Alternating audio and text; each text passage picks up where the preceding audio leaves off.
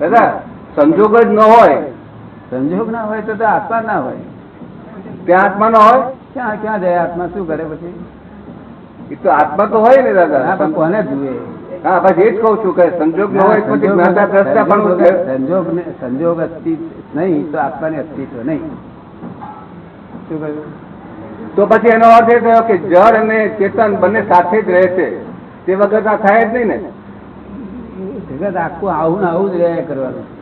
જળ ને ચેતન વગર જ્ઞાતા નહીં, જ્ઞેય વગર આ જગત ખાલી થવાનું નથી બધું, અને જ્ઞાતા રહેવાના બે રહેવાના.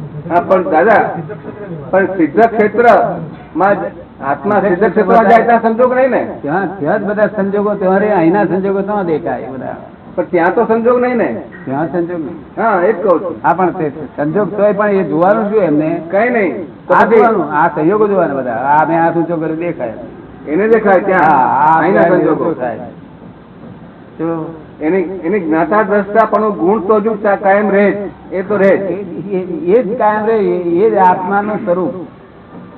એ જ એને જ્ઞાતા દ્રષ્ટા હોય ત્યાં જ આનંદ રહે, હોય એને આનંદ ના હોય, મિતાનંદ ન હોય. ના હોય. જ્ઞાતા દ્રષ્ટા નો જ ફળ આનંદ. જ્ઞાતા દ્રષ્ટા એક બાજુ થવું ને એમાંથી આનંદ ઉત્પન્ન થવો. જેમ સિનેમામાં ગયેલો માણસ આમ પડદો પડી ગયો કારો અને ઉઘડે નહીં ત્યાં સુધી ગુંચાયા કરે ને, દુઃખ થાય નહીં. કારણ કે જોવા આવ્યો છે એટલે જ્ઞેયને જુએ નહીં ત્યાં સુધી અને સુખ ના ઉત્પન્ન થાય. તેવી રીતે આત્મા જ્ઞેયને જુએ અને જાણે કે પરમાનંદ